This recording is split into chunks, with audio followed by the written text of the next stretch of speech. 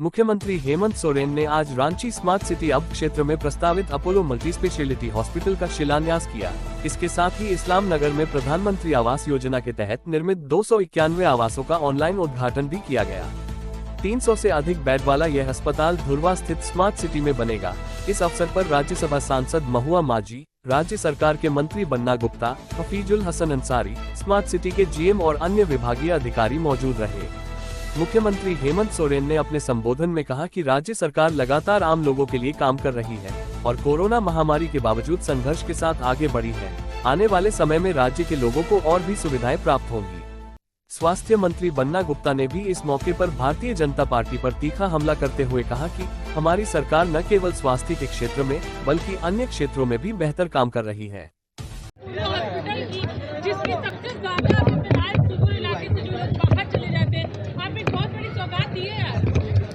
अरे यार, ये सौगात तो बहुत पहले मिल जाना चाहिए था, लेकिन हमारे विपक्ष को ये सब कहाँ रास आता है। ये तो पहले से ही ये प्रस्तावित था, क्यों नहीं आया इतने दिनों तक।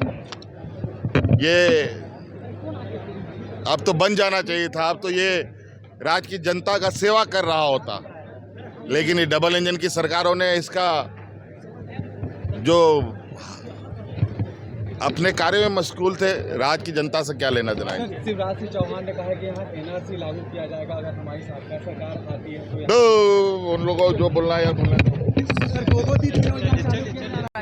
ये किस तरह से काम करेगा हॉस्पिटल अपोलो? नहीं, देखिए, हम लोग आशावादी लोग हैं। हम तो भारतीय जनता पार्टी की तरह के लोग नहीं हैं कि भारतीय जनता पार्टी जो है जितने हमारे उपक्रम हैं, चाहे वो BCCL हो, CCCL हो, MTNL हो, BSNL हो, कोल हो, रेल हो, भेल हो, सबको बंदरगाह सारा को जो है निजीकरण। भारतीय जनता पार्टी को असल में यदि पेट में दर्द है तो वो बाबा साहब अम्बेडकर से नफरत करने वाली पार्टी है। बाबा साहब अम्बेडकर के विचारधारा को मानने वाली पार्टी नहीं है, संविधान में विश्वास करने वाली पार्टी नहीं है। इन लोगों ने 2018 में SC/ST कानून तोड़ने का एक कुंसित प्रयास किया था। सुप्रीम कोर्ट में हल्फनामा चोर दरवाजे से दिया था, जो बेनकाब हो गए। फिर इन्होंने 400 पार का नारा दिया, जनता ने इनको तड़ी पार कर दिया।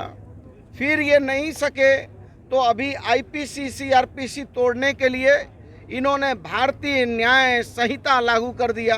तो कहीं ना कहीं ये बाबा साहब का एक तरफ आरक्षण तोड़ रहे हैं, दूसरी तरफ बाबा साहब के सिद्धांत और विचार भी तोड़ रहे हैं। तो ये भारतीय जनता पार्टी कहीं ना कहीं इस लोकतांत्रिक मूल्यों को दफन करना चाहती है, लोकतांत्रिक मूल्यों को समाप्त करना चाहती है, तानाशाही लाना चाहती है, एकाधिकार आधिपत्य कायम करना चाहती है, जो कभी संभव नहीं है। हॉस्पिटल कब तक तैयार हो जाएगा? देखिए, ये हॉस्पिटल तैयार करना ये राज्य सरकार का काम नहीं है। हमने उनको अपने संस्थाओं को दिया नहीं है। हम अपनी संस्था के संस्थागत विकास के लिए प्रतिबद्ध हैं और उसी की कड़ी में माननीय मुख्यमंत्री जी ने 751 बेड का हॉस्पिटल का उद्घाटन किया, 100 बेड का CCU का शिलान्यास किया। साक्षी में 750 बेड का नया अस्पताल बनने लगा।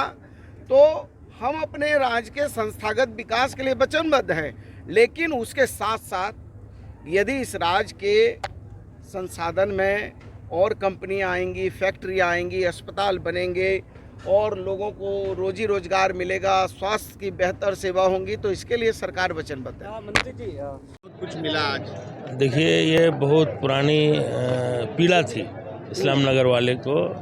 आज उस दर्द को हम लोग दूर किए हैं, कोशिश किए हैं। बहुत पुरानी मांग थी उन लोगों का, समस्या थी, उसको आज हम लोग दूर किए हैं। साथ ही साथ अपोलो हॉस्पिटल का भी आज शिलान्यास हुआ है। इससे पहले ताज ग्रुप का होटल हॉस्पिटल का भी, और अपोलो हॉस्पिटल और ताज ग्रुप का होटल का भी हम लोग यहाँ इसी स्मार्ट सिटी में आवास रह गए और कुछ लोग बच गए, उनको भी दिया।